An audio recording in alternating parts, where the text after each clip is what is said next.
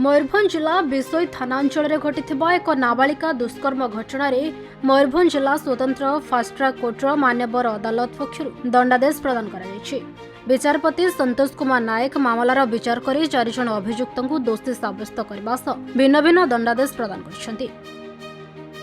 सूचना अनुसार मुख्य अभियुक्त रोहिदास सिंह और नारायण हेम्ब्रम को कोर्ट आजीवन कारादंड में दंडित करछन्ती।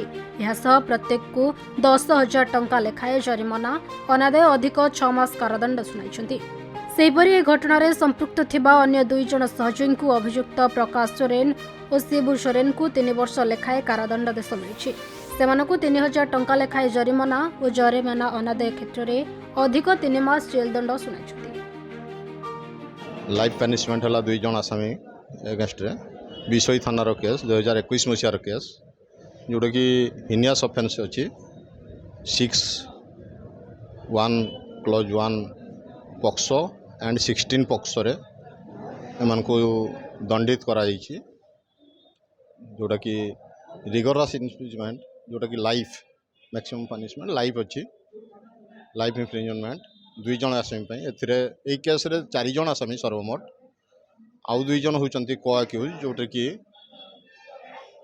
से जो झियो विक्टिम से असल्ट हला परे सेक्सुअल असल्ट हला परे से माने तांको फैमिली तरफ रु गाँव रे गोटे मीटिंग डाकी जो मीटिंग रे कि अन्य 2 जण अक्यूज जो माने कि तांको यांको कथा कंप्लेनेंटर कथा को न शुणिकी आसामी मानकर कथार पड़िकी या फैमिली को 29,000 टंका फाइन रे दंडित करथिले एवं फाइन तांको आदाय करथिले एवं तांको सामाजिक बासंत करथिले एवं तांको धमक देथिले जे कथा थाना रे जणाइले आमे तुम जीवन प्रति विपद अछि बोली हमको धमक देथिले।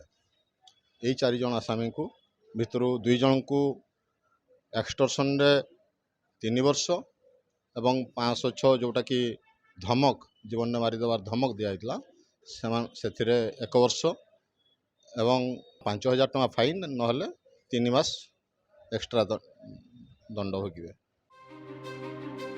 सूचना अनुसार 2021 मसीह बिसोई थानांचल में जड़े नाबालिका को दुष्कर्म कर अभियोग होता।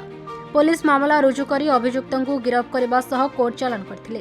तेबे दीर्घ दिनर विचार पर साक्ष्य प्रमाण को आधार करी मान्यवर कोर्ट एही राय प्रकाश करछन्ती। एही मामला को एडहॉक कोर्ट स्पेशल पीपी प्रभात बेहरा परिचालना करथिले। मयूरभंजरू प्रदीप्त होतांग रिपोर्ट खबर ओडिशा।